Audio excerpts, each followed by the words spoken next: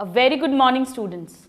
आज हम नया चैप्टर स्टार्ट करने वाले हैं, that is human health and disease. Students, ये बहुत इंपॉर्टेंट चैप्टर है। अगर हम वेटेज के अकॉर्डिंग बात करें, 5 to 7 क्वेश्चंस एक्सपेक्टेड होते हैं इसमें से, maybe even more, but as I always say हमें किसी भी चैप्टर को कम वेटेज या ज़्यादा वेटेज वाला नहीं मानना है, बिकॉज अब ऐसा कोई स्टैंडर्ड नहीं है। किसी भी चैप्टर में से कितने भी क्वेश्चन आ सकते हैं, so we have to treat every chapter with due respect, equal respect. Now, इस चैप्टर का नाम ही है ह्यूमन हेल्थ एंड डिजीज। तो सबसे पहले तो ये दो वर्ड्स जो हैं, इनका क्या मतलब है, what is health and what is disease. Health को हम नॉर्मली समझते हैं, हेल्थ मतलब स्वास्थ्य, स्वस्थ रहना, that is to be healthy. और डिजीज का हम सिंपल सा मतलब समझते हैं बीमार हो जाना, उसे हम डिजीज्ड बोलते हैं। एक्चुअली हेल्थ जो है, सपोज करिए कि आप फिजिकली हेल्दी हैं, आपको कोई दिक्कत नहीं है, कोई हेडेक नहीं है, कोई फीवर नहीं है, you are perfectly all right physically, but mentally बहुत स्ट्रेस हो गया है। वो स्ट्रेस डिप्रेशन कॉज कर सकता है, उससे साइकोलॉजिकल डिसऑर्डर्स हो सकते हैं, एंजाइटी हो सकती है, टेंशन हो सकता है, और इंसान इवन सुसाइड तक कर सकता है। तो क्या ऐसे इंसान को जो भले ही फिजिकली हेल्दी है बट मेंटली अनहेल्दी है, मेंटली स्टेबल नहीं है, किसी भी स्ट्रेस के कारण, टेंशन के कारण, क्या हम कहेंगे कि वो स्वस्थ है, वो हेल्दी है? नहीं। क्यों? क्योंकि उससे भी उसकी लाइफ पे इफेक्ट पड़ेगा। तो अब WHO ने, जो वर्ल्ड हेल्थ ऑर्गेनाइजेशन है, उसने, पहले ये माना जाता था हेल्दी होने का मतलब है कि आपको बीमारी नहीं है, आप फिजिकली फिट है, you don't have any disease, so you are healthy. But now things have changed, the definition has changed. अब WHO के अकॉर्डिंग हेल्थ तब कहते हैं जब कोई भी इंसान physically, mentally and socially well of है, वेल बीइंग है, उसका स्वस्थ है। वो फिजिकली हम जानते हैं कोई डिजीज नहीं है, कोई बीमारी नहीं है, कोई फिजिकल शारीरिक प्रॉब्लम उसको नहीं हो रही है। Mental, he is happy in his life, he does not have any kind of stress, major कोई टेंशन नहीं है। छोटा मोटा टेंशन तो सबके ही होता है, आपको भी नीट का टेंशन है, तो छोटा मोटा टेंशन की हम बात नहीं कर रहे हैं। एंड सोशल, सोशल मीन्स उसे सोसाइटी के कोई प्रेशर्स नहीं है, जैसे फॉर एग्जाम्पल कोई इनफर्टाइल कपल है जिनके बच्चे नहीं हो रहे हैं, हमने रिप्रोडक्टिव हेल्थ में डिटेल में डिस्कस किया था, उसे सपोज सोशली अब्यूज किया जा रहा है, सोशल प्रेशर्स क्रिएट किए जा रहे हैं, उस कारण से भी it will lead to mental disorders, and mental disorders can lead to many kind of problems in life. So according to WHO, now the definition of health, the definition of health according to WHO is, ये definition important है, आपके school में भी 1 mark में आ सकती है। It is a state of complete well-being. It is a state of complete well-being of a human. और complete well-being से मतलब है physical, mental and social, सामाजिक and social well-being, and not merely the absence of disease. केवल ऐसा नहीं है कि बीमारी नहीं है तो वो हेल्दी है, not merely the absence of disease, जैसा कि हमने मेंटल और सोशल हेल्थ के बारे में अभी अभी डिस्कस किया। सो बेसिकली इसमें हमें फिजिकल, मेंटल एंड सोशल तीनों तरह से उस इंसान को हेल्दी होना चाहिए। यहाँ पर स्टूडेंट्स, नेक्स्ट टर्मिनोलॉजी जो हमें पता होनी चाहिए वो है डिजीज, बीमारी। डिजीज भी फिजिकल डिजीज भी हो सकती है, मेंटल डिजीज भी हो सकती है। डिजीज का मतलब है फिजिकल या मेंटल किसी भी लेवल पे अगर कोई भी डिफॉर्मिटी है, कोई भी एबनॉर्मैलिटी है, नॉर्मल से अलग। एक बहुत अच्छा मैंने पढ़ा था, एक ग्रेट फिलोसफर हुए ओशो, उन्होंने अपनी बुक में एक बहुत अच्छा वर्ड लिखा था कि स्वास्थ्य का क्या मतलब है, और उन्होंने कहा था कि स्वास्थ्य का अर्थ होता है स्वयं में स्थित। जैसे इस समय आप मुझे सुन रहे हैं और आपको कोई बीमारी नहीं है, कोई प्रॉब्लम नहीं है, क्या आपको फील हो रहा है कि आपके शोल्डर्स के ऊपर ऑलमोस्ट 1.5 किलो का 1400 ग्राम्स का सर है? क्या आपको फील हो रहा है? नहीं हो रहा है। क्या आपको फील हो रहा है कि आपके पैर हैं, आपके हाथ हैं? नहीं फील होते हमको। हमें कब फील होता है? जब हमें कोई प्रॉब्लम होती है। अभी जरा सा सर दुखने लग जाए, आपको तुरंत समझ में आएगा यहाँ मेरा सर है। पाँव में उंगली दर्द होने लग जाए, सारा ध्यान उसी उंगली पे रहेगा। अदरवाइज इससे हमें फील भी नहीं हो रहा, हमें कोई मतलब ही नहीं है कि उंगली है नहीं है, हमें महसूस ही नहीं हो रहा। तो जब तक महसूस नहीं हो रहा हम हेल्दी हैं। जैसे ही हमें कोई बॉडी का पार्ट फील होने लग जाए, यहाँ पेन होने लग जाए, अभी आपको याद भी नहीं है कि यहाँ पर आपका लिवर है, यहाँ पर आपका स्टमक है, आपको कुछ याद नहीं है, पर जरा सी एसिडिटी होने दीजिए, यहाँ एपिगैस्ट्रिक पेन होने दीजिए, आपको तुरंत फील होगा। यहाँ पेन होने दीजिए, आपको समझ में आएगा। सो कोई भी पेन होना, फीवर होना, कोई भी सिम्टम आना जो नॉर्मल लाइफ में नहीं होता है, डे टू डे लाइफ में नहीं होता है, तब हम कहते हैं कि वो डिजीज है। So what is disease? Disease is any deformity, यानी नॉर्मल से अलग, abnormal, any deformity in physical और मेंटल। मेंटल को हम साइकोलॉजिकल भी बोल सकते हैं। सो फिजिकल और psychological wellbeing, that would be called disease.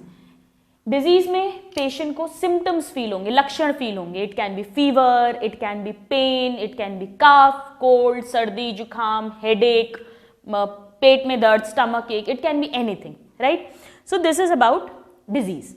तो हम इस चैप्टर में बेसिकली पढ़ने वाले हैं डिजीजेस के बारे में, कैसी कैसी डिजीजेस हैं और उन डिजीजेस को फाइट करने के लिए, हमें हेल्दी रखने के लिए, हमारी हेल्थ मेंटेन करने के लिए जो हमारे बॉडी का इम्यून सिस्टम है। तो हम इस चैप्टर में इम्यून सिस्टम के बारे में पढ़ेंगे डिटेल में, और हम पढ़ेंगे डिजीजेस के बारे में। इम्यून सिस्टम जो हमारी हेल्थ मेंटेन करेगा, एंड डिजीजेस जिनसे हमें फाइट करना है। नाउ डिजीजेस को स्टूडेंट्स, सबसे पहले तो हम 2 वर्ड्स लिख लेते हैं। स्टडी ऑफ डिजीज को क्या कहते हैं? डिजीज अब आप ऐसा समझ लीजिए, नॉर्मल फंक्शनिंग में कोई भी एबनॉर्मैलिटी है तो उसे हम बीमारी कह देंगे। वो फिजिकल बीमारी हो सकती है, शारीरिक या मानसिक, मेंटल हो सकती है। इसकी स्टडी को बोलते हैं पैथोलॉजी। एमबीबीएस में आप लोग जब जाएंगे तो सेकेंड ईयर में ये सब्जेक्ट आता है, पैथोलॉजी। और उस डॉक्टर को पैथोलॉजिस्ट बोलेंगे जो डिजीजेस के बारे में फाइंड आउट करते हैं। जैसे पैथोलॉजी लैब्स होते हैं जहाँ पे हम इन्वेस्टिगेशंस कराते हैं और हमें पता चलता है कि कौन सी डिजीज है, कौन सा ऑर्गेनिज्म कॉज कर रहा है। So study of disease is called pathology. This is one definition. Now, what is pathogen? Pathogen का मतलब है कोई भी ऐसा ऑर्गेनिज्म, ऐसा माइक्रोब जो डिजीज कॉज कर रहा है। So disease causing microbe, that is known as pathogen. Patho का मतलब डिजीज होता है, और जेनेसिस से आया है, यानी उसको to give rise. So a pathogen which gives rise to a disease, which causes a disease, which causes a deformity in the normal functioning of the body is called pathogen. Pathogen बहुत सारे हो सकते हैं, bacteria हो सकता है, virus हो सकता है, प्रोटोजोआ हो सकता है, कोई वर्म हो सकता है, फ्लैट वर्म, राउंड वर्म जिन्हें हेलमिंथ्स बोलते हैं, रिकेट्शिया हो सकता है, क्लेमाइडिया हो सकता है। हम सब पढ़ेंगे one by one, right? So main pathogens कौन से होते हैं? बैक्टीरिया, हम बैक्टीरिया से होने वाली डिजीजेस पढ़ेंगे। वायरस हो सकता है, देन फंगस, देन कोई प्रोटोजोआ। हमने बहुत सारी प्रोटोजोआ की डिजीजेस के नाम पढ़े थे 11th क्लास में जब हमने प्रोटोजोआ पढ़ा था एनिमल किंगडम में। देन कोई हेलमिंथ हो सकता है, जैसे फ्लैट वर्म, राउंड वर्म, अगर आपको याद हो हेलमिंथ है ये स्टूडेंट्स। टिनियासिस, एस्कैरियासिस जो फ्लैट वर्म, राउंड वर्म से होती हैं, सो हेलमिंथ हो सकता है। Then there can B rickettsia, उससे डिजीजेस हो सकती हैं, क्लेमाइडिया से हो सकती हैं, स्पाइरोकीट से हो सकती हैं, etcetera.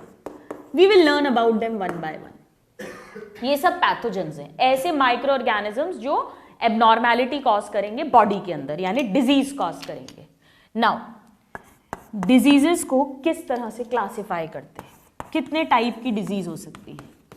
So this is very important, classification of disease. Now very easy to understand, दो तरह की डिजीज हो सकती है स्टूडेंट्स। पहली बाय बर्थ, जब बच्चा पैदा हुआ तब से उसके अंदर वो डिजीज है, यानी कि जेनेटिक डिसऑर्डर। और दूसरा बाय बर्थ वो नॉर्मल था, लेकिन बर्थ के बाद वो डिजीज उसने एक्वायर करी। जैसे फॉर एग्जाम्पल किसी को मलेरिया हो गया, तो मलेरिया कोई पैदाइशी बीमारी नहीं है, मलेरिया उसको इन्फेक्शन से हुआ है जन्म के बाद, so that will be called acquired disease, right? So diseases can be of two types. Number one is genetic, और जो जेनेटिक हैं वो बाय बर्थ हैं, तो हम इन्हें इनबॉर्न डिसऑर्डर्स भी कह सकते हैं, या जो भी जन्मजात होता है उसके लिए अब हम जानते हैं कंजिनाइटल वर्ड यूज करते हैं। So congenital disease, inborn disease, genetic disease एक ही मतलब है। जेनेटिक डिजीज जो है this is present by birth, inborn, so by birth it is present. क्या क्या हो सकता है इसमें? इसमें कोई जीन म्यूटेशन के कारण डिजीज हो सकती है। So it can be due to gene mutation और क्रोमोसोमल, क्योंकि ये जेनेटिक है, ये हमारे बर्थ के पहले से, जब भी मियोसिस हुआ होगा या जब फर्टिलाइजेशन हुआ, there is some problem there, gametes के थ्रू हमारे में आई है, जब जाइगोट बना तभी ये प्रेजेंट थी। तो या तो जीन म्यूटेशन हुआ है या कोई क्रोमोसोमल एबरेशन है।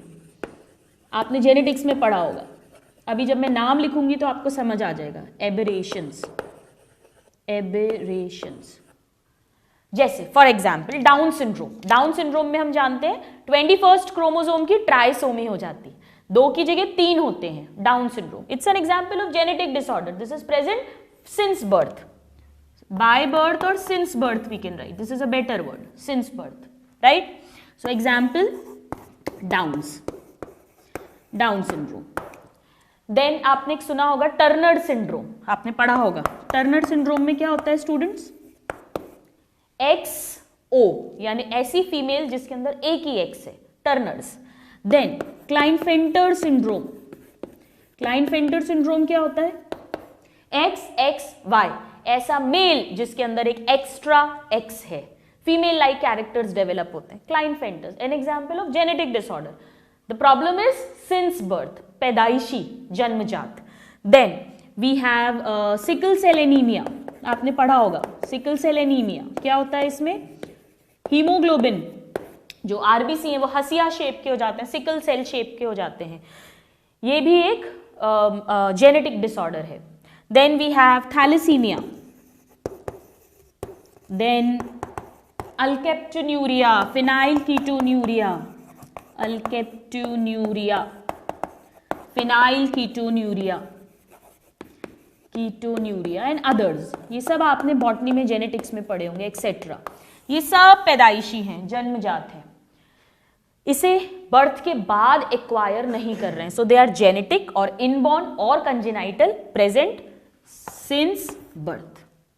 सेकेंड कैटेगरी है बी, एक्वायर्ड। एक्वायर करना मतलब हमने जन्म के बाद वो बीमारी लगी है। So this is acquired disease, acquired after birth. Main difference after birth. ना आफ्टर बर्थ जो डिजीज हैं ये 2 तरह की हो सकती है। कुछ ऐसी डिजीज जो एक्वायर करी है बट आप उसे दूसरे इंसान को ट्रांसफर नहीं कर सकते, ट्रांसमिट नहीं कर सकते, उन्हें कहेंगे नॉन कम्युनिकेबल, नॉन कम्युनिकेबल या नॉन ट्रांसमिसिबल, ट्रांसमिट नहीं कर सकते। So non transmissible. right? It cannot be transmitted from one person to another person. नाम से ही समझ में आ रहा है कैसे, जैसे फॉर एग्जाम्पल कैंसर। कैंसर एक इंसान से दूसरे इंसान में नहीं हो सकता, it is a non communicable disease. Cancer को हम इस चैप्टर में डिटेल में पढ़ेंगे। देन नेक्स्ट, कोई डेफिशिएंसी हो गई, विटामिन की डेफिशिएंसी हो गई है, या प्रोटीन एनर्जी माल न्यूट्रिशन हमने 11th क्लास में पढ़ा था, क्वाशियोरकर, मैरिस्मस। डेफिशिएंसी किसी खाने की, किसी न्यूट्रिएंट की कमी के कारण हो रही है, वो दूसरे इंसान में ट्रांसमिट नहीं कर सकता है वो डिजीज्ड पर्सन जो है। So there can be deficiency diseases, deficiency disease like vitamin deficiency, protein energy malnutrition. Let me write vitamin, PEM etcetera. Then कोई मेंटल डिजीज है, वो ट्रांसमिट नहीं हो सकती। किसी एक की एंजाइटी दूसरे को नहीं जाएगी, एक का डिप्रेशन दूसरे को नहीं जाएगा। वो अलग बात है कि वो क्लोजली रिलेटेड है तो उन्हें फर्क पड़ेगा, पर डिजीज एज सच ट्रांसमिट नहीं हो सकती है। So mental disease, mental disorder, this is also non transmittable. Then drug abuse. Drug abuse मतलब अगर कोई ड्रग्स लेता है, कोकेन, निकोटिन, कोई भी ड्रग्स लेता है तो वो दूसरे में ट्रांसमिट नहीं होगा। सो ड्रग या अल्कोहल लेता है, अल्कोहल अब्यूज। इसके अलावा अगर डीजेनरेटिव डिसऑर्डर है, डीजेनरेटिव मतलब एज के साथ, जैसा हम जानते हैं ऑस्टियो आर्थराइटिस होता है, जिसमें विथ एज बोन्स की जो कार्टिलेज होती है वो इरोड होती है, वो एक एज रिलेटेड डिसऑर्डर है, वो भी दूसरे में ट्रांसमिट नहीं हो सकता है। या अगर कोई ऑटो इम्यून डिसऑर्डर है, ऑटो इम्यून हमने बहुत सारे एग्जांपल्स पढ़े हैं स्टूडेंट्स, जैसे रूमेटॉइड आर्थराइटिस, इसमें एंटीबॉडी बनने लग जाती हैं खुद ही की साइनोवियल मेम्ब्रेन के अगेंस्ट, बॉडी ही अपने अगेंस्ट, इम्यून सिस्टम खुद ही के बॉडी पार्ट के अगेंस्ट एंटीबॉडीज बनाने लग जाता है। हमने पढ़ी है बहुत सारी, जैसे हशीमोटोज थायराइडाइटिस पढ़ा था, जिसमें थायराइड ग्लैंड के अगेंस्ट ही एंटीबॉडीज बनने लगती हैं। या हमने माइस्थीनिया ग्रेविस पढ़ा था, जिसमें कि जो न्यूरोमस्कुलर जंक्शंस हैं उनके ही खिलाफ बनने लग जाती हैं। So all those are auto immune disease, ये भी एक पर्सन से दूसरे पर्सन में ट्रांसमिट नहीं हो सकती है। So there can be cancer, let's revise, non communicable में cancer, mental disorder, deficiency diseases, degenerative diseases, drug abuse, alcohol abuse. These are all the non-communicable or non-transmittable, transmissible disorders.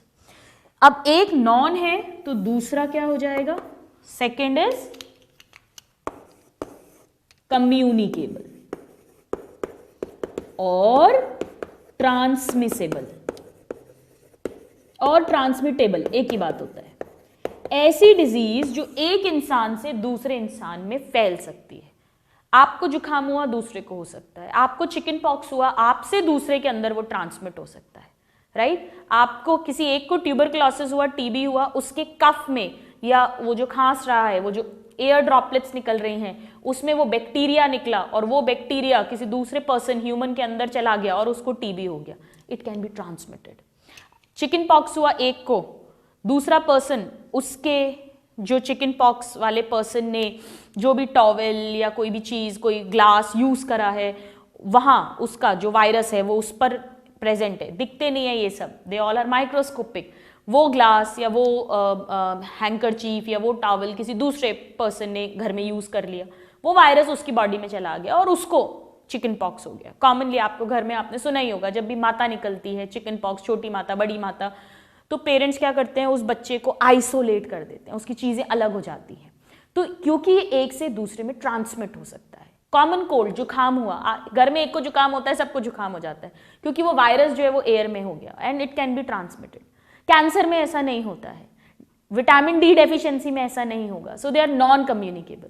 Where as those disease जो pathogens cause कर रहे हैं, micro organisms cause कर रहे हैं, they are communicable. So you note this down, this is very important. और इसके बाद में फिर हम कम्युनिकेबल डिजीजेस के बारे में लिखेंगे। Please note it down. So now students, let's talk a little bit about communicable diseases. So हम एक्वायर्ड डिजीज के बारे में बात कर रहे हैं, और एक्वायर्ड में जो कम्युनिकेट हो सकती हैं, यानी एक से दूसरे इंसान में. सो दे आर कम्युनिकेबल और ट्रांसमिटेबल और ट्रांसमिसेबल, एक ही बात है सब. डिजीज कैन स्प्रेड और transmit from one person to other. और ट्रांसमिट होने के लिए हमें कोई मीडियम चाहिए जिसके थ्रू वो एक इंसान से दूसरे इंसान में जाए. So through medium, through some medium. अब वो मीडियम क्या क्या हो सकता है? हवा के थ्रू जा सकती है, जैसे कोल्ड में होता है, कफ में होता है, टीबी में होता है कि जो वायरस है या बैक्टीरिया है वो एयर में आ गया और दूसरे इंसान ने जब वो सांस ली तो वो एयर के साथ उसकी बॉडी में चला गया. सो इट कैन बी एयरबॉर्न, इसे कहते हैं एयरबॉर्न. या एरोजोल के थ्रू ट्रांसमिशन हो जाना. और क्या हो सकता है? हम जानते हैं, हम हमेशा घर में सुनते आते हैं कि खाना अच्छे से उबाल कर खाइए, सब्जियों को अच्छे से धोइए. क्यों? फल को, सब्जी को, पानी को अच्छे से बॉईल करिए. कोई बीमार होता है तो उसे बॉइलिंग वाटर देते हैं. क्यों? क्योंकि बहुत सारे बैक्टीरिया, वायरस ऐसे हैं जो फूड एंड वाटर कंटामिनेटेड जो है, दूषित है, उसके थ्रू बॉडी में एंटर कर सकते हैं. हमने 11th क्लास में पढ़ी थी डिसेंट्रीज जो हमने पढ़ी थी, जैसे जियार्डिया हमने पढ़ा था, एंटामीबा पढ़ा था. ये सब कंटामिनेटेड फूड एंड वाटर के थ्रू एंटर हो सकते हैं. So it can B water and food borne, इसके थ्रू ट्रांसमिट हो सकते हैं. देन इसके अलावा उस इंसान की चीजें यूज करने से, जैसे हमने चिकन पॉक्स को डिस्कस किया, उसका हैंकी यूज किया, उसका टॉवेल यूज किया, उसके अंदर वो वायरस था और वो फिर आपने यूज किया तो आपकी बॉडी में चला गया. इस तरह के ट्रांसमिशन को कहते हैं फोमाइट बॉर्न. फोमाइट मीन्स उसकी चीजें यूज करने से. Then it can be through vector. Vector हम जानते हैं, जैसे मलेरिया की अगर हम बात करें तो मलेरिया ऐसा नहीं है कि किसी इंसान को मलेरिया है, वो खांसेगा या छींकेगा तो वो मलेरिया का जो पैरासाइट है प्रोटोजोआ वो हवा में आ जाएगा और दूसरा जब सांस लेगा तो वो चला जाएगा. ऐसा नहीं है. जिसे मलेरिया है ऐसा भी नहीं है कि वो खाने पीने के थ्रू आता है. मलेरिया का पैरासाइट कैसे बॉडी में आता है स्टूडेंट्स? हम जानते हैं मस्किटो के काटने से. फीमेल एनाफिलीज मॉस्किटो की बाइट से वो बॉडी के अंदर ट्रांसमिट होता है from one person to another. So that is called vector borne. Mainly insects, mosquitoes के थ्रू, जैसे डेंगू है, चिकनगुनिया है, ये जो हम बात करें मलेरिया है, ये सब वेरियस अलग अलग. आपको याद होगा हमने फिलारियासिस पढ़ा था, एलिफेंटियासिस जिसे हाथी पांव बोलते हैं. ये सब मॉस्किटोज की बाइट के थ्रू ट्रांसफर होते हैं या ट्रांसमिट होते हैं. So it can B vector borne. So airborne, food and water borne, fomite born, vector borne या डायरेक्ट कॉन्टैक्ट. डायरेक्ट कॉन्टैक्ट कैसे? जैसे आपने कॉमनली सुना होगा लेप्रेसी, कोढ़ जिसे कहते हैं, कुष्ठ रोग या कोढ़. उनके जो लीजन्स होते हैं, अगर आप डायरेक्ट कॉन्टैक्ट में आते हैं, टच कर देते हैं और आपके कट है तो वो बॉडी में चला जाता है. या जैसे कोई सेक्सुअली ट्रांसमिटेड डिजीज है जो एक पार्टनर से दूसरे पार्टनर के डायरेक्ट कॉन्टैक्ट से ट्रांसमिट हो सकती है. So it can B direct contact. और जो डायरेक्ट कॉन्टैक्ट वाली डिजीजेस होती हैं which can be transmitted through direct contact, उन्हें कहते हैं स्टूडेंट्स कंटेजियस. कम्युनिकेबल है डेफिनेटली, एक से दूसरे में जा रही हैं, पर वो भी कैसी वाली communicable? Contagious disease. So what are contagious disease? They are those communicable disease which are transmitted by direct contact, like leprosy, like sexually transmitted disease, etc. इसके examples की बात कर रहे हैं, sexually transmitted disease, leprosy, etc. बाकी जो हवा के थ्रू, फूड वाटर के थ्रू, वेक्टर के थ्रू, फोमाइट के थ्रू हैं, ये भी कम्युनिकेबल हैं, बट ये सब नॉन कंटेजियस हैं. इन्हें कॉमन लैंग्वेज में हम बात करें तो जैसे छूत की बीमारी कहते हैं, छूने से जो रोग फैलता है. So that is contagious disease, right? It is a type of communicable disease. which spreads by direct contact. So these are some of the communicable disease. So इस तरह से diseases दो टाइप की हो सकती हैं, जेनेटिक और एक्वायर्ड. एक्वायर्ड दो टाइप की हो सकती हैं, नॉन कम्युनिकेबल एंड कम्युनिकेबल. इस चैप्टर में हम बेसिकली जो पढ़ने वाले हैं स्टूडेंट्स, जेनेटिक डिजीजेस आप जेनेटिक्स बॉटनी में पढ़ेंगे जितनी भी है. इस चैप्टर में हम मेनली एक्वायर्ड डिजीजेस की बात करेंगे. एक्वायर्ड में भी जो नॉन कम्युनिकेबल है उसमें से हम विटामिन की डेफिशिएंसी, पीईएम डेफिशिएंसी, ये प्रोटीन एनर्जी मालन्यूट्रिशन, ये तो हम 11th में पढ़ चुके हैं. हम मेनली उनमें से इस चैप्टर में कैंसर को पढ़ेंगे, हम मेंटल डिसऑर्डर्स की बात करेंगे,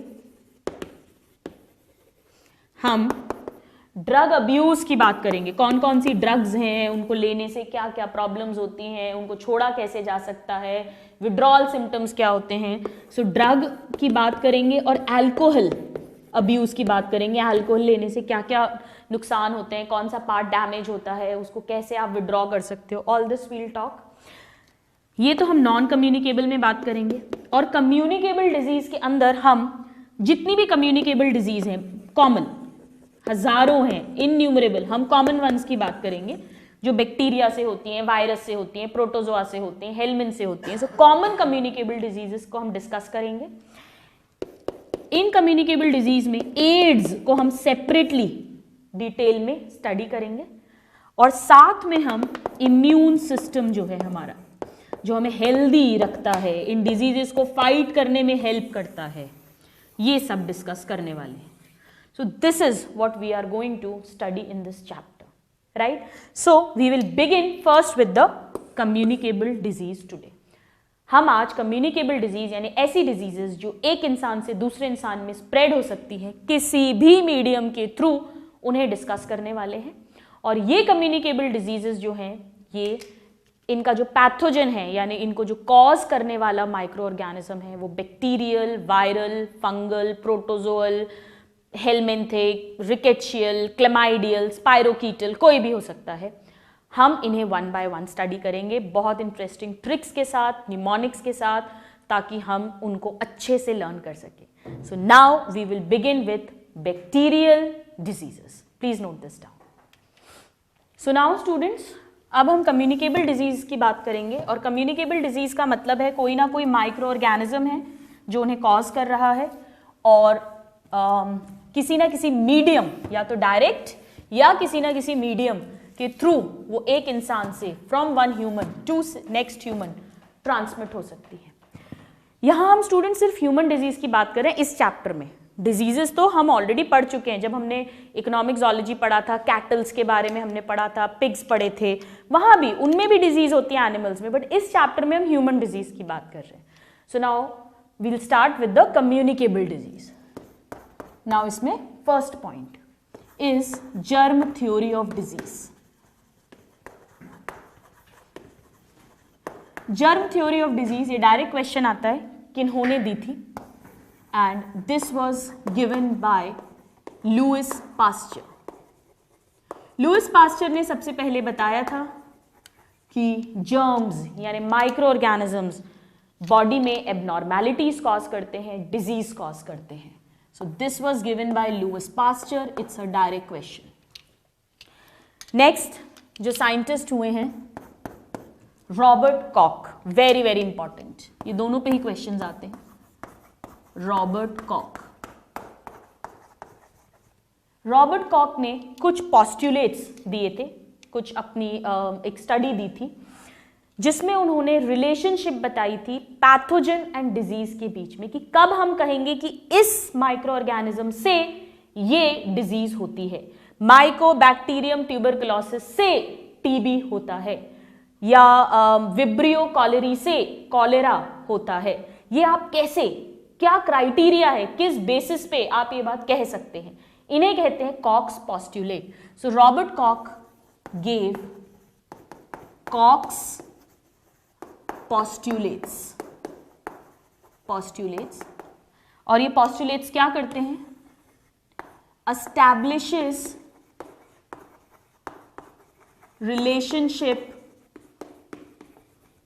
between माइक्रोब यानी जो भी पैथोजन है, एंड डिजीज दैट इज क्या क्राइटेरिया है, कब हम कहेंगे कि ये डिजीज इस पैथोजन के थ्रू होती है या ये कॉज करता है।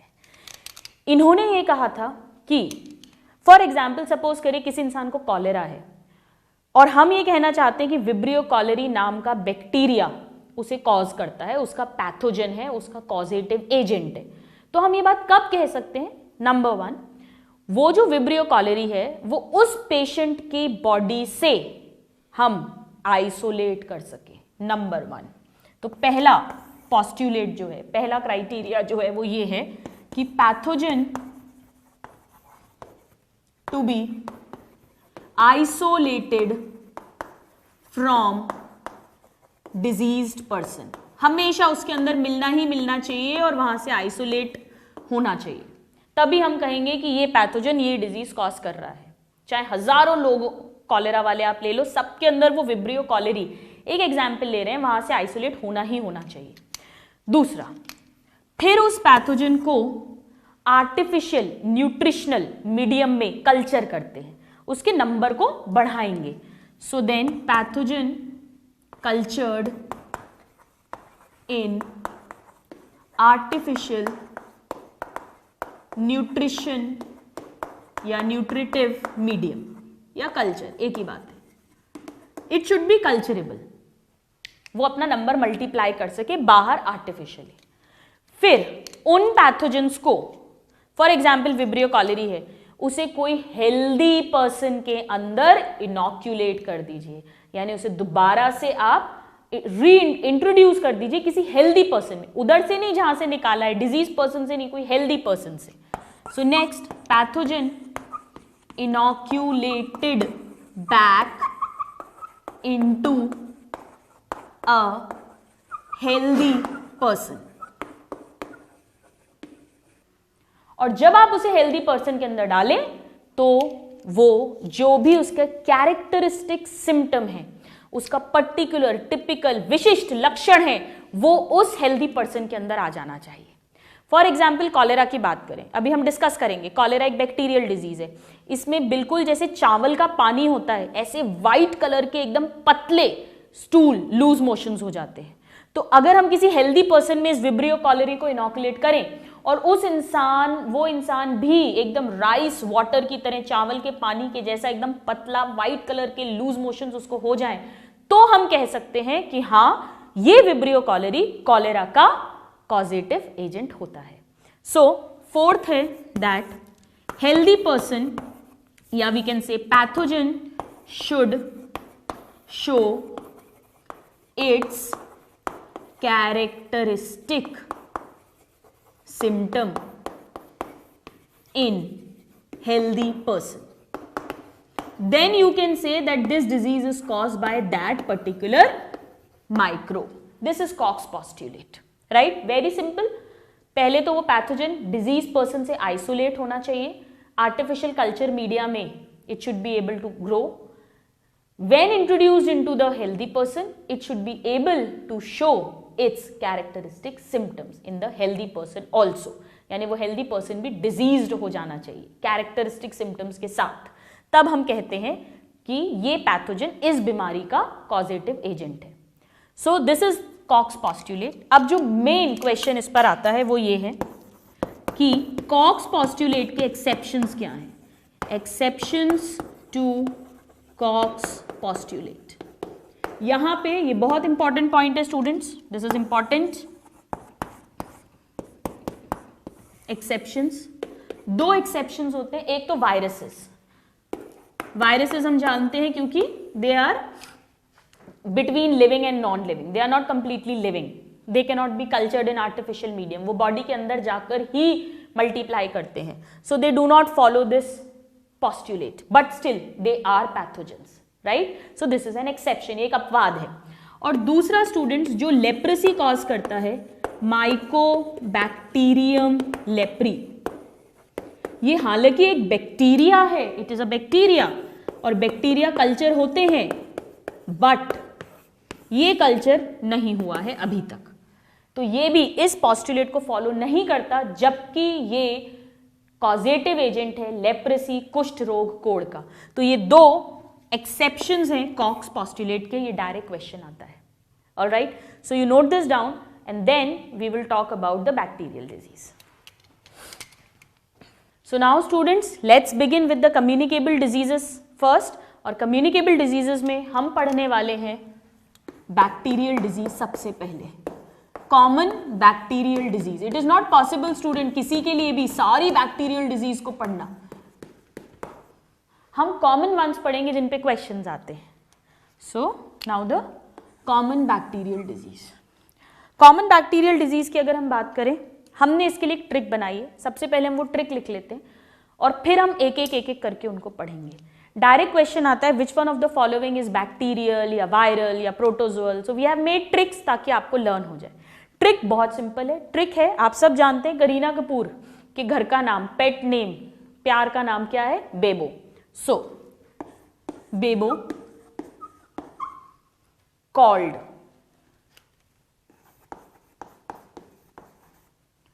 आज की हॉट फेवरेट दीपिका। सो बेबो कॉल्ड दीपिका। क्या कहा बेबो ने? करीना ने बोला कि दीपिका बहुत ही आलसी है। पार्टी हुई थी बॉलीवुड की, वहां पे बेबो जो हमेशा कंट्रोवर्शियल स्टेटमेंट्स के लिए जानी जाती है, लाइमलाइट में रहती है, उसने दीपिका पादुकोण को बोला कि ये तो बहुत ही आलसी है। और ये जो न्यूज थी ये स्टार प्लस और सारे जितने भी टीवी चैनल्स हैं उन सब पर आ गई। कौन सी न्यूज? इन दोनों की जो गुत्थम गुत्ता हुई, एक फाइट हुई। कैसी फाइट हुई? टाइट फाइट हुई। उसकी न्यूज सारे चैनल्स पर आ गई, पर्टिकुलरली स्टार प्लस पे आ गई सबसे पहले, या स्टार न्यूज पे आ गई। So Bebo called Deepika lazy in party and news came on Star Plus TV about their tight fight। कैसी फाइट हुई उनकी? टाइट फाइट हुई। दीपिका भी कम नहीं थी, उसने भी खूब बोला। So tight fight, right? So Bebo called Deepika lazy in the party, news came on Star Plus TV about their tight fight. ये हमारी ट्रिक है। आइए इस ट्रिक से हम सभी बैक्टीरियल डिजीज को याद करते हैं। इनके जो नाम हैं वो काफी कुछ इसी तरह के हैं जैसे अल्फाबेट्स हमने लिखे। हमने केवल सिंगल फर्स्ट अल्फाबेट नहीं लिया है, हमने कोशिश की कि हम थोड़ा सा प्रोनाउंसिएशन वैसे ही रखें ताकि आपको ज्यादा अच्छे से याद हो। सो बेबो से है ब्यूबोनिक प्लेग, पहली बैक्टीरियल डिजीज जो हम पढ़ेंगे। बेबो से bubonic plague first. Then called से कॉलेरा, कॉल्ड कॉलेरा, एक सा, ऑलमोस्ट एक सा प्रोनाउंस हो रहा है। सो कॉल्ड से कॉलेरा। दीपिका से diphtheria, so Deepika diphtheria. Then lazy से leprosy, lazy leprosy. Then party से pertussis, party pertussis, pertussis, party से। देन न्यू से न्यूमोनिया, न्यू से न्यूमोनिया। इसकी स्पेलिंग पी से है बट यहां पर पी साइलेंट है। सो न्यू से न्यूमोनिया, एक सा प्रोनाउंसिएशन है। स्टार में एस से है स्कारलेट फीवर, और टी और यूएस ये हो गया टेटनस, टेटनस। और टीवी से है टीबी, टीवी से टीबी यानी ट्यूबरकुलोसिस, टीवी से टीबी। और टाइफाइड से है टाइफाइड, टाइफाइड से टाइफाइड, राइट? कितनी हो गई आइए देखें।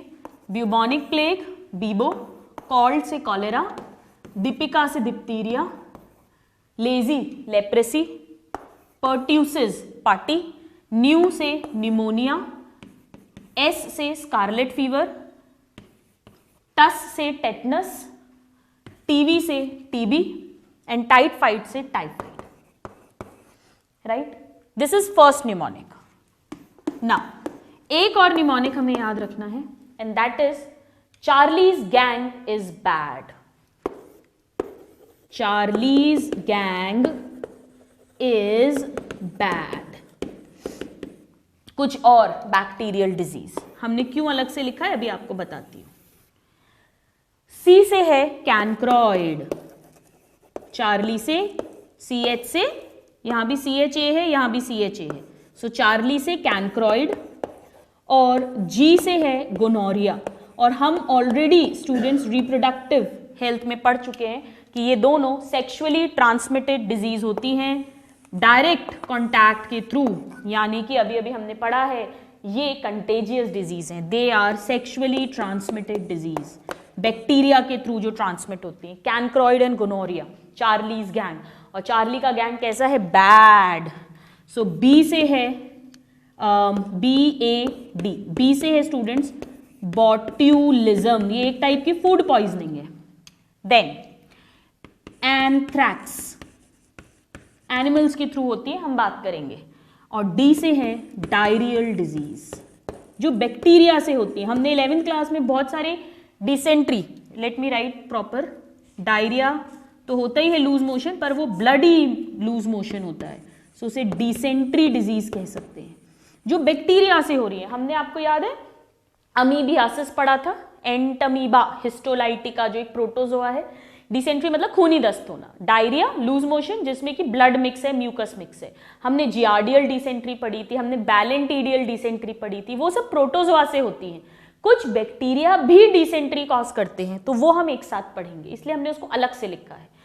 और ये जो दो हैं बॉट्यूलिज्म एंड एंथ्रैक्स, ये दोनों अगर आपको याद हो हमने बायोटेक्नोलॉजी में पढ़ी थी, दे आर बायो वेपन्स, यानी कि जब बायो वॉर होगा, बायो टेररिज्म, तो इन दोनों को जो एनिमी है उसके हवा में आप छोड़ सकते हैं, they will cause food poisoning and anthrax is also a very very harmful bio weapon. We'll talk about it again. So Charlie's gang is bad, इसको हमने अलग से लिखा है क्योंकि इसमें पहली दोनों chancroid and gonorrhoea sexually transmitted diseases हैं, cause by bacteria only, whereas botulism anthrax bio weapon है। और डिसेंट्री में बहुत सारे बैक्टीरिया हैं जो डिसेंट्री कॉज करते हैं, उन्हें एक साथ रख दिया है। So Charlie's gang is bad, ये हमारी अगली ट्रिक हो गई। So this is the trick for bacterial disease. You note this down and then we will begin with all of them one by one. Now students, हम एक एक करके इन सभी डिजीजेस को डिटेल में पढ़ेंगे। डायरेक्ट क्वेश्चंस आते हैं, इनमें से हम उन्हें डिस्कस करेंगे। ट्रिक बहुत इंपॉर्टेंट है। सो हम पहली जो डिजीज पढ़ेंगे that is Vivo. Vivo means bubonic plague, जिसे हम नॉर्मली प्लेग बोलते हैं। So the first disease is bubonic plague. Plague, I am sure आप सबको थोड़ा सा आइडिया होगा कि प्लेग जो है वो चूहों से होता है, आपने इतना सुना होगा। चूहों से होता है का क्या मतलब है? चूहे के काटने से प्लेग नहीं होता है। प्लेग एक्चुअली चूहों की बीमारी है। चूहे मीन्स पर्टिकुलरली रॉडेंट्स की, जिसमें चूहे भी आते हैं, इसमें गिलहरी स्क्विरल्स भी आते हैं, कुछ वाइल्ड एनिमल्स जैसे फॉक्स वगैरह भी आते हैं, उनको भी प्लेग हो सकता है। प्लेग डिजीज है रॉडेंट्स की, you can say rats also, commonly rats में होती है।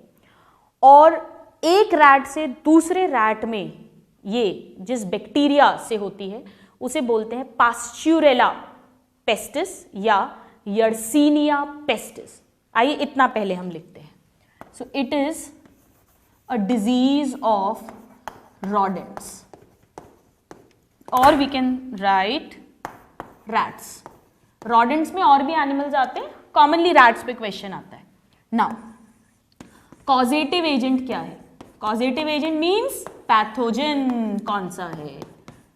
आ रहा है अब आपको समझ में? पैथोजन मीन्स जो ये डिजीज कॉज करेगा वो एक बैक्टीरिया है, और उस बैक्टीरिया का नया नाम, प्रेजेंट नेम है यर्सीनिया पेस्टिस।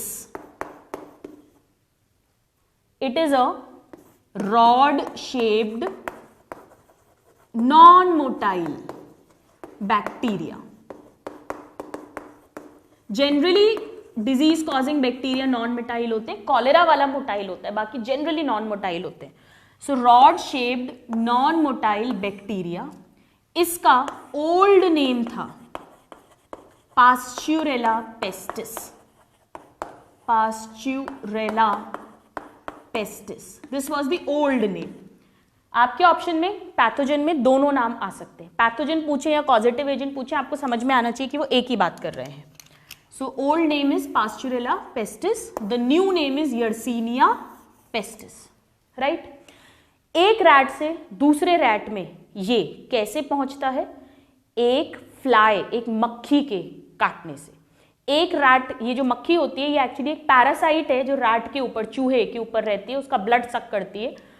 अगर कोई इन्फेक्टेड रैट है, किससे इन्फेक्टेड? इस बैक्टीरिया से इन्फेक्टेड रैट है, उसके ब्लड के थ्रू ये जो बैक्टीरिया है उस फ्लाई के अंदर आ जाएगा। फ्लाई के लिए ये नॉन हार्मफुल है, उसे नुकसान नहीं पहुंचाता।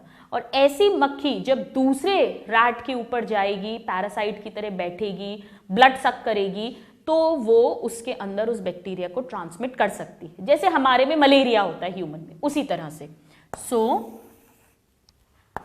इसका जो ट्रांसमिशन होता है कहां से? From rat to rat, it is by a fly and that fly is called rat flea, right, rat flea. इसका टेक्निकल जूलॉजिकल नेम है स्टूडेंट्स जीनत अमान, एक बहुत फेमस एक्ट्रेस है, सो जीनोप्सिल, जीनत अमान से जीनोप्सिल कियोपिस। इस मक्खी रैट फ्ली के द्वारा it is transmitted from rat to rat, from rodent to rodent, and then that rat gets killed, वो मर जाता है। अब क्वेश्चन ये उठता है कि हम तो ह्यूमन हेल्थ एंड डिजीज पढ़ रहे हैं, तो फिर ये रैट की डिजीज कहां से आ गई? Actually students, man can be affected incidentally. क्या मतलब है समझते हैं। मैन इज इन्फेक्टेड इंसिडेंटली, मतलब सपोज करिए कि ये जो रैट फ्ली है जिसके अंदर ये बैक्टीरिया है, पैरासाइट होती है ये, let me write here, rat flea जो है it is a blood sucking parasite on rat, ठीक है। नाउ वो चूहा मर गया, तो वो मक्खी वहां से उड़ी, वो फ्ली जो है वहां से उड़ी, और उड़कर वो किसी दूसरे रैट को बाइट करने की जगह किसी ह्यूमन को बाइट कर दे, तो वो बैक्टीरिया ह्यूमन में ट्रांसफर हो सकता है। और फिर जब वो ह्यूमन में ट्रांसफर होगा तो फिर वो ह्यूमन के अंदर डिजीज कॉज करेगा, जिसे ब्यूबोनिक प्लेग कहते हैं, right. So man is affected incidentally, accidentally affect हो रहे हैं। ये हमारी प्राइमरली डिजीज नहीं है, ये प्राइमरली किसकी डिजीज है? rodents की डिजीज है। This is important, right. So how a man is infected? Flea, कौन सी फ्ली? रैट फ्ली, यही जीनोपस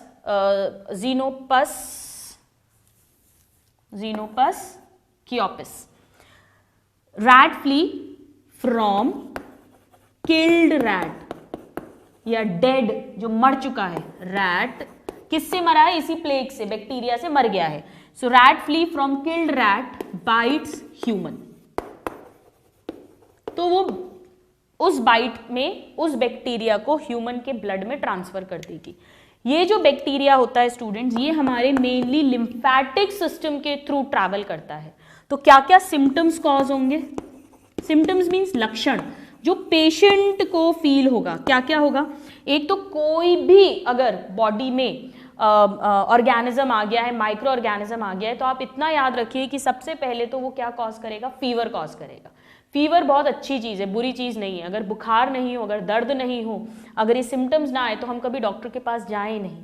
कैंसर में या जो जैसे मैंने आपसे एक बार शेयर भी किया था क्लास में, कोई कैंसर की ग्रोथ होती है तो उसमें यही प्रॉब्लम होती है। ब्रेस्ट कैंसर इसीलिए डायग्नोज नहीं हो पाता है क्योंकि पेन होता है तो हम डॉक्टर के पास चले जाते हैं, बट वो जो ट्यूमर होता है वो पेनलेस होता है, पेशेंट को दर्द ही नहीं होता है, तो वो चीज़ ओवरलुक होती जाती है, हम केयरलेस होते जाते हैं, और जब तक हम डॉक्टर के पास पहुंचते हैं तब तक पता पड़ा वो बहुत फैल चुका है, वो बहुत हाई डिग्री पे चला गया है। So pain is a good thing, fever is a good thing, symptoms तो अच्छा है ताकि हम कॉन्शियस हों और हम डॉक्टर के पास जाएं and that disease can be diagnosed early and it can be treated. So कोई भी इंफेक्शन अगर बॉडी में होगा तो फीवर तो आता ही आता है। तो प्लेग में भी क्या होगा, याद रखने का तरीका, एक तो फीवर आएगा, हाई फीवर, और जब भी फीवर आता है, बुखार आता है, तो क्या होता है, आपको लेजीनेस हो जाती है, आपको वीकनेस हो जाती है। तो इसमें भी एक्सट्रीम वीकनेस हो जाएगी, बहुत थकावट महसूस करेगा वो। और सबसे इंपॉर्टेंट, ये जो बैक्टीरिया है ये हमारी लिम्फेटिक वेसल्स के थ्रू ट्रैवल करता है।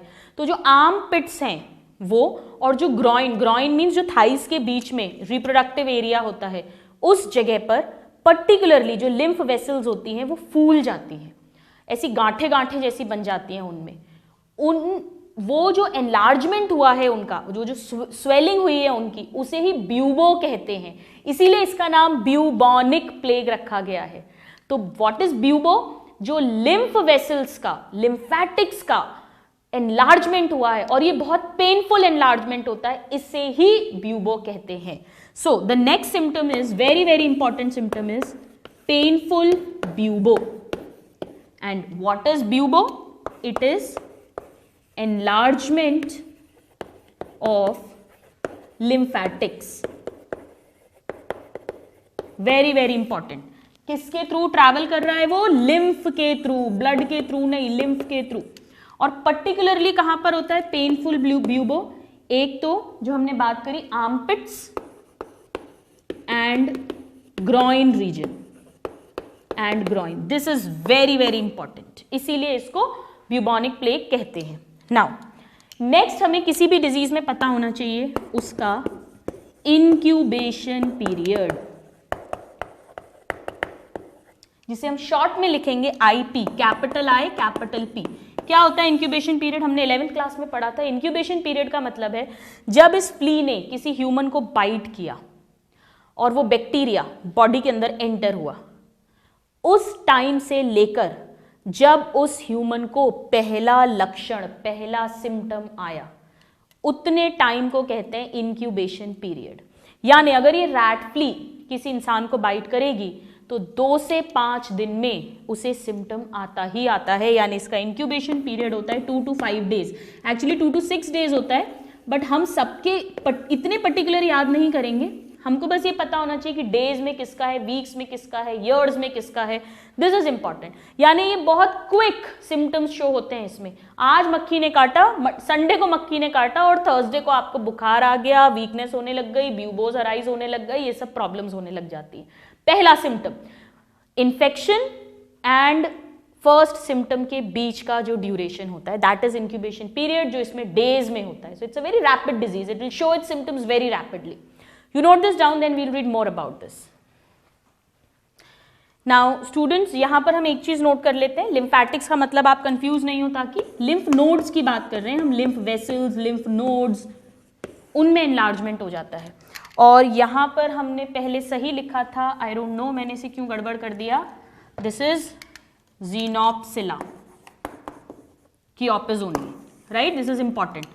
इस पे क्वेश्चन आता है, रैट फ्ली पे क्वेश्चन आता है, मेनली किसकी डिजीज है उस पे क्वेश्चन आता है, मेन पैथोजन पे क्वेश्चन आता है, देन इसके सिम्टम्स में पेनफुल ब्यूबो पे क्वेश्चन आता है, इंक्यूबेशन पीरियड। नाउ कोई भी डिजीज जो है उसकी हमें 2 चीजें पता होनी चाहिए, एक तो उसका प्रिवेंशन और दूसरा उसका ट्रीटमेंट।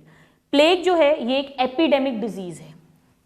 एपिडेमिक डिजीज का मतलब ये बहुत लार्ज स्केल पे फैलती है,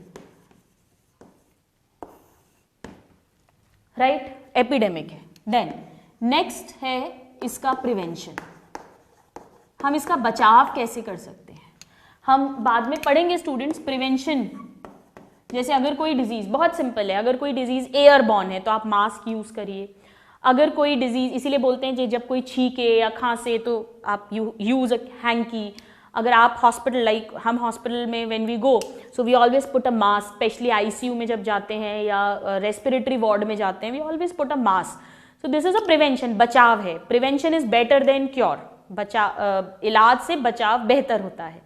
या अगर कोई disease water borne, food borne है, हम उसे कैसे प्रिवेंट कर सकते हैं, बचाव कैसे कर सकते हैं, हम वेजिटेबल फ्रूट्स हमेशा अच्छे से धोकर खाएं, उबाल कर खाएं, प्रॉपरली कुक करके खाएं, हाथ हमेशा अपने धोइए आप अच्छे से, प्रॉपर सोप वाटर से, before eating food, before using anything, this is all very very important. Plus vaccines, vaccines को हम डिस्कस करेंगे इस चैप्टर में। वैक्सीन हम जानते हैं बचाव के लिए, प्रिवेंशन के लिए पहले ही दी जाती है, हमने बायोटेक्नोलॉजी में थोड़ा सा इसके बारे में पढ़ा भी था। सो इसका प्रिवेंशन कैसे होगा? एक तो हम चूहों को मार दें, जहां भी आपको लग रहा है कि ये चूहे प्लेग वाले हैं उनको आप किल कर दें। So one is kill rats, क्योंकि रैट्स के थ्रू ही ये फैलेगी। जब चूहा मर जाएगा, इन्फेक्टेड चूहा, तभी वो फ्ली मैन को बाइट करती है। Then next, rat proof houses and ships. Ships क्यों? क्योंकि स्टूडेंट्स ये शिप्स में चूहे बहुत रहते हैं और इस तरह से सपोज एक एरिया में प्लेग है, वहां के चूहे शिप के थ्रू किसी दूसरे एरिया में आ गए, इन्फेक्टेड चूहे, and then they can cause plague over there. So rat proof houses and ships, it is very important. And then अगर कहीं पर प्लेग हमें सस्पेक्टेड है कि यहाँ प्लेग फैल सकता है या फैला हुआ है, तो वहां पे हम ये जो मक्खियां हैं रैट फ्ली, इनको किल कर दें। सो किलिंग रैट फ्ली इन सस्पेक्टेड एरियाज। ये सब तो मेथड्स हैं एंड प्लस इसके लिए वैक्सीन भी अवेलेबल है। So this is important that we have a vaccine for plague. ये आपको पता होना चाहिए किस किस के लिए वैक्सीन है और किसके लिए नहीं है। So we have a vaccine for plague. It's a deadly disease, it can even cause death of the person. So this is about the first disease, Bebo से ब्यूबोनिक प्लेग, जो मेनली रॉडेंट्स की disease है, man में भी हो सकती है। Man में अगर होगी तो एक एपिडेमिक डिजीज है, डेडली डिजीज है, it can cause death of the person. Rat flea that is Xenopsylla cheopis के थ्रू ये ट्रांसमिट होती है। नाउ सेकेंड डिजीज क्या थी हमारी ट्रिक? बेबो कॉल्ड, कॉल से cholera. So the second disease is cholera, very important. Cholera को हैजा भी बोलते हैं कॉमन लैंग्वेज में, अभी भी बहुत कॉमन है ये गांव वगैरह में, it is very very common periphery में। ये मेनली ह्यूमंस की ही डिजीज है कॉलेरा। सबसे पहले हम पढ़ेंगे इसका कॉजेटिव एजेंट या पैथोजन। ये एक बैक्टीरिया से होती है, हम बैक्टीरियल डिजीज ही पढ़ रहे हैं। Vibrio cholerae, vibrio cholerae. Vibrio means आपने बॉटनी में पढ़ा होगा जब आपको बैक्टीरिया पढ़ाए होंगे, ये कॉमा शेप्ड होते हैं। So this is very important, causative agents. This is comma shaped और ये मोटाइल है, this is motile bacteria, motile bacteria, right? Plague वाला नॉन मोटाइल था, ये मोटाइल है। Cholera contaminated food and water, particularly water के थ्रू होता है। बहुत कॉमन है ये गांव वगैरह में जहाँ पे प्रॉपर सैनिटेशन नहीं है, प्रॉपर बॉईल करके अगर आप नहीं खा रहे हैं और उस पानी में ये बैक्टीरिया है तो वो आपकी बॉडी के अंदर जाएगा, इंटेस्टीन में पहुंचता है और इंटेस्टीन में पहुंचकर एक्यूट 2 से 3 दिन में ही इंक्यूबेशन पीरियड होता है इसका। एकदम से बहुत लूज मोशंस होते हैं और बिल्कुल पतला जैसे चावल का पानी होता है ऐसे स्टूल्स होने लग जाते हैं। So next is incubation period. इसका भी बहुत छोटा इंक्यूबेशन पीरियड है, वही अगेन हम 2 to 5 लिख लेंगे सबका ताकि हम कंफ्यूज नहीं हो।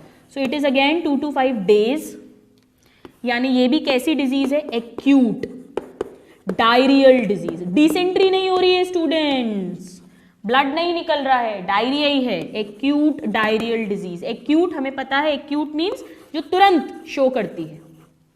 सो acute diarrhoeal disease, diarrhoea means loose motions. कैसे लूज मोशंस होंगे? नाउ सिम्टम्स, डायरिया है तो लूज मोशंस होंगे, और कैसे लूज मोशंस होंगे? चावल के पानी की तरह, ये टिपिकल है। और चावल कैसा होता है? चावल का पानी कौन से कलर का होगा? व्हाइट कलर का। तो इसमें भी कैसे होंगे? व्हाइट कलर के होंगे। आप याद भी रख सकते हो, राइस में सी आता है, कॉलेरा में भी सी आता है। So we can just write कैसे होंगे? White rice water like loose motion, ये सबसे मेन सिम्टम है इसका, वेरी वेरी इंपॉर्टेंट। चावल के पानी जैसे लूज मोशंस होंगे। और हम जानते हैं कि जब भी लूज मोशंस होते हैं स्टूडेंट्स, तो बॉडी में डिहाइड्रेशन हो जाता है, मिनरल्स का लॉस हो जाता है, और मिनरल्स का लॉस होता है, डिहाइड्रेशन होगा तो वीकनेस होगी। So there will be, next will be dehydration. There will be loss of minerals in loose motions में, सारे मिनरल्स, क्योंकि जो इंटेस्टीन है उसकी वर्किंग प्रॉपर नहीं है, वो मिनरल्स को एब्जॉर्ब नहीं कर पाएगी, वो लूज मोशंस में सब लॉस हो जाएंगे। Then there will be extreme weakness, साथ में डायरिया जब भी होता है, लूज मोशन जब भी होते हैं तो वॉमिटिंग होने लगती है, इन्फेक्शन तो है ही तो फीवर तो आएगा ही, etcetera. Right, very easy to remember, अगर आप बेसिक याद रखोगे तो आप समझ सकते हो। सो इसमें क्या क्या हो रहा है, लूज मोशन के साथ वॉमिटिंग, ये दोनों होगा तो डिहाइड्रेशन यानी मिनरल्स लॉस हो रहे हैं, वीकनेस होगी, और इन्फेक्शन है तो फीवर तो आएगा ही आएगा। इतना नोट करिए, फिर हम इसके बारे में और पढ़ेंगे। नाउ इसमें जो हमें नेक्स्ट पॉइंट लिखना है कि ये बैक्टीरिया हमारी बॉडी में कहाँ रहेगा, बताइए कहाँ रहेगा, अभी डिस्कस किया, इंटेस्टीन में रहेगा, तभी तो ये लूज मोशन कॉज कर रहा है। So the next point is that it lives in intestine. और स्टूडेंट्स आप याद रख लो कि अगर कोई भी पैथोजन, प्रोटोजोआ हो चाहे बैक्टीरिया हो, कोई भी अगर इंटेस्टीन में रह रहा है तो इंटेस्टीन में कोई भी चीज कैसे पहुंचेगी, हवा के थ्रू तो पहुंचेगी नहीं, कैसे पहुंचेगी, खाने से और पानी से पहुंचेगी। सो इसका जो ट्रांसमिशन है वो कैसे हो जाएगा, फूड एंड वाटर। कैसा फूड एंड वाटर, जो दूषित है इस बैक्टीरिया से, यानी contaminated food and water. Very important, याद रखना सिंपल है अगर आपने लॉजिक समझ लिया। कॉलेरा मीन्स हैजा, चावल के पानी जैसे, कॉलेरा, सी और आर दोनों आ रहे हैं, राइस जैसा। Dehydration, vomiting, weakness, loss of minerals, fever, ये सब कुछ होगा। इंटेस्टीन में डायरिया है तो इंटेस्टीन में ही मिलेगा ये पैथोजन, इंटेस्टीन में मिलेगा तो कंटामिनेटेड फूड एंड वाटर के थ्रू ही पास होगा। बहुत क्विक, 2 to 3 days इसका इंक्यूबेशन पीरियड होता है। नाउ ये सब क्वेश्चंस हैं।